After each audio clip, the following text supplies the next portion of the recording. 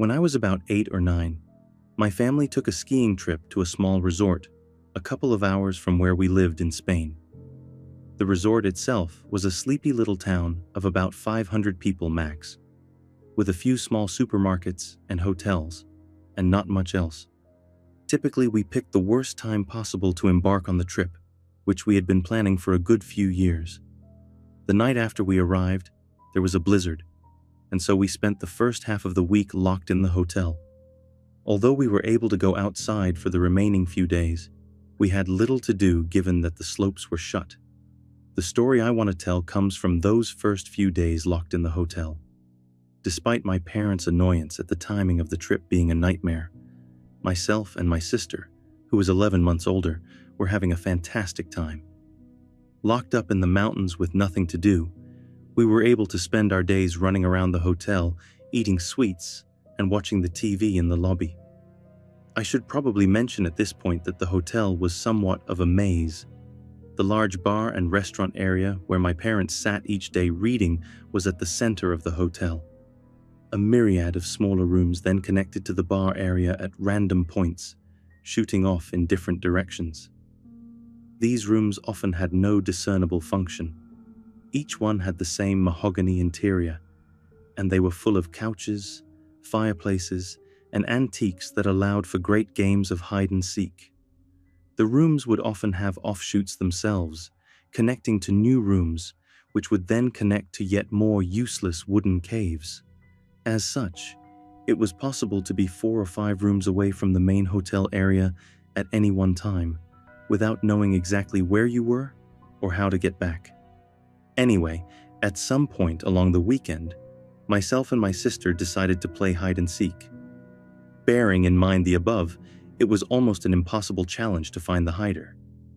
At one point in the game, I was just about to give up on searching for my sister until I heard her voice from what sounded like a few rooms away. After successfully navigating the web of rooms, I emerged to find her sitting on a couch alongside a German man with gray hair, probably in his 60s if I had to guess. As soon as I emerged into the room, the man turned to me and told me he was taking my sister to the swimming pool and asked if I wanted to come. I remember immediately thinking it's odd that there was a swimming pool that we hadn't heard of. My parents had been complaining that morning about how much TV we were watching, and so I was sure they would have taken us there had they known about it. And besides, the hotel did not seem of the size to be able to host one. I told the man that I'd have to ask my parents first, and told my sister to come back with me to find them. He immediately replied that I should go, and that he'd take my sister on ahead. I told my sister that she absolutely had to come with me, but excited at the thought of the swimming pool, she said she didn't want to. We began to argue, with the man taking my sister's side and encouraging me to go ask my parents' permission while he waited with my sister. I dug my foot in, telling my sister that our parents would be very mad if we went somewhere on our own, and after a few minutes of bickering, she eventually gave in and came back with me, giving her assurance to the man that we'd come back. Of course, when we told our parents, they were livid.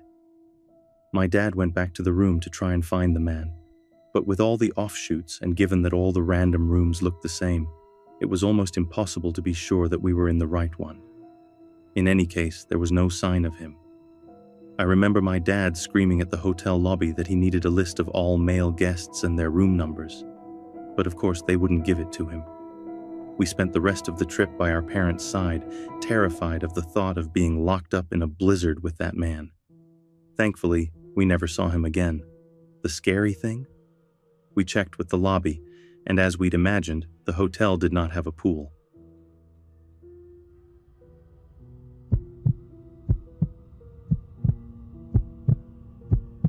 I still remember vividly the day I almost got abducted.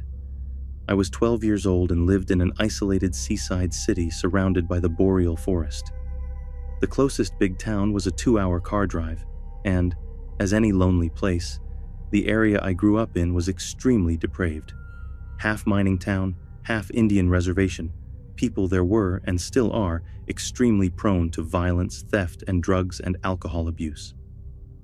From my first year up until 4th grade, I went to a nearby school that was 2 small streets, or about 200 meters away from my home. But this school didn't have 5th grade, so I ended up using the bus for the first time the year this happened. At 6 a.m., I would walk out my front door and a few streets away until I got into a long street with several intersections. Every morning, our bus would pick up 3 students to a stop that was perhaps 100 meters ahead, turn at an intersection to pick up other students, come back, and take us in. We always thought it was kind of stupid to put 2 stops into a single street, and when we felt like sitting down early, we'd walk the extra distance to get in before the intersection. One morning, I got out early, as I had noticed a heavy snowstorm and thought the wind would slow me down in my walk toward the stop. I was shivering all the way there and looked right at the other stop. No one was there yet. I thought a few students might not have shown up because of the temperature, while others were probably still watching the news to check if today would be a snow day. I remember touching my face and feeling spots of hardened, cold skin around my cheeks. Small frostbites are a common occurrence in this kind of climate, but I immediately walked up to the pre-intersection stop so my cheeks wouldn't get worse. These always hurt as hell when they warm up, so I wanted to get done with it as soon as I could. For a few minutes, there was nothing but me, the raging wind, and the sting of the snowflakes hitting my face. Then, I saw an old gray car turn over the corner and roll at an astoundingly slow pace in my direction. My heart began to pound faster as I noticed the dirty-looking native who was staring at me from the driver's seat. He passed by me and pulled over in the bike lane. I stared at him from the other side of the street, wondering what the hell this man was doing this early, obstructing the bike lane in the middle of a snowstorm. I had slight vision problems but hadn't yet been diagnosed, so I squinted as hard as I could to try and see what was going on inside the car. That's when I realized he was holding something vertically in his left hand, and that said thing was pointing right at me. It was a camera. I started to panic as my muscles literally froze into place, paralyzed by fear. Why the hell was this man taking pictures of me? The thing that struck me the most was the weird way he held his camera, using only one hand and holding it sideways. I began to breathe more and more heavily as I realized I was too far from my house to run up there, and that most people were likely asleep with their doors locked. I was stuck. If he decided to attack me for some reason, there was no way I could escape. Run, I thought, as the car slowly began to move again and turned over to the side of the road I was standing on, but I was so shocked and so panicked that my body simply refused to obey me. He drove in this disturbing, painfully slow way as he got closer and closer to me.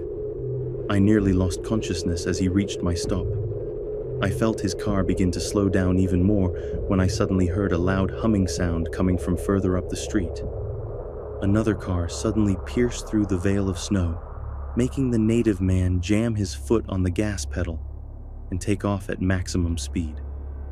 If it wasn't for this exact set of circumstances, I might have been caught in God knows what awful situation.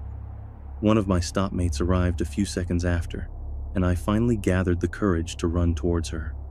2 years later, the corpse of an abducted 5-year-old was found in the nearby woods.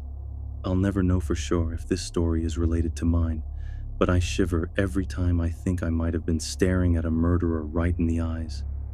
I later called the cops, described the events, and got a promise that they would patrol the area more often. I never saw a police car in the surrounding in the 5 following years. As for the picture, I'll never know if it's been deleted, if it's hanging in some psycho's private collection, or if it's out there on some twisted site for all to see. So, if you happen to accidentally stumble upon a strange website and see a picture of a chubby little girl with a bright pink hat and frostbitten cheeks standing amidst a snowstorm, you'll know the story behind it.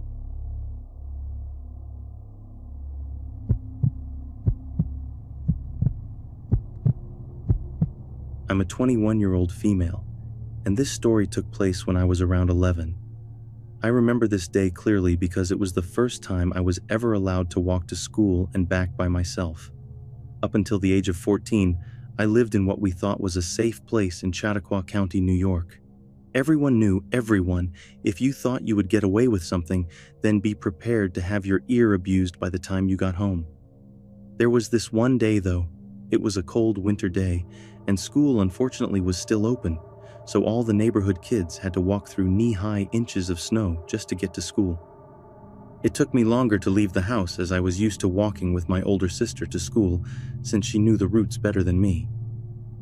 I always used to make fun of her for being paranoid and taking a different route every day, but after that day, I learned that was what saved my life. As I was waiting by the door to leave, my mom came up to me and told me that I should ride with her to drop me off because my sister was too sick to go today.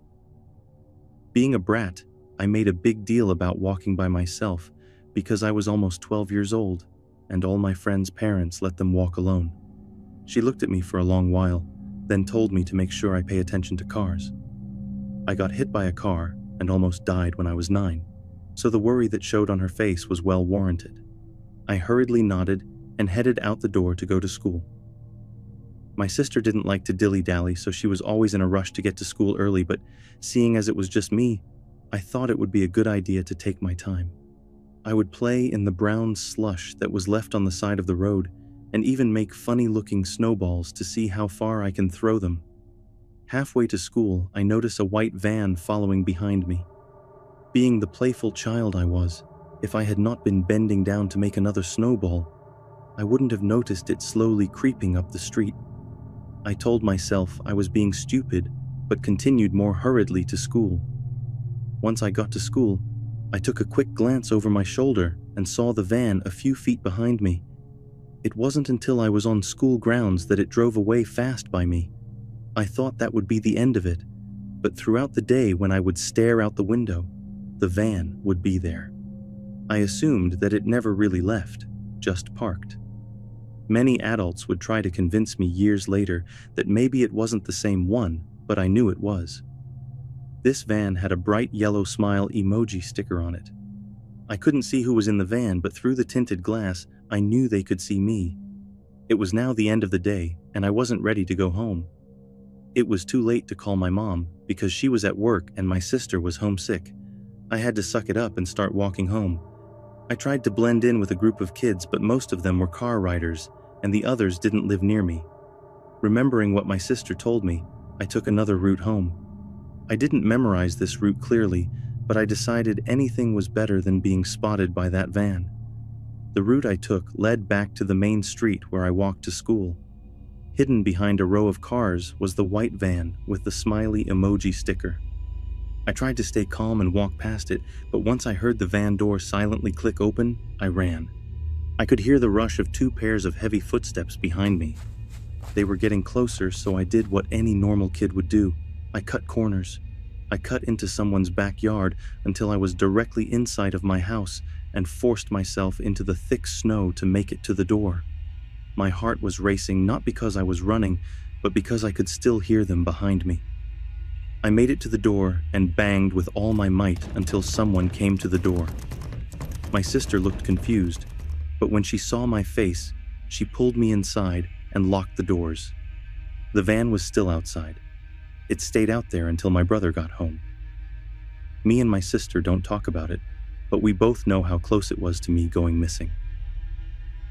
I hadn't thought about this incident in years, but one of my hometown friends showed me an article that came out in 2013.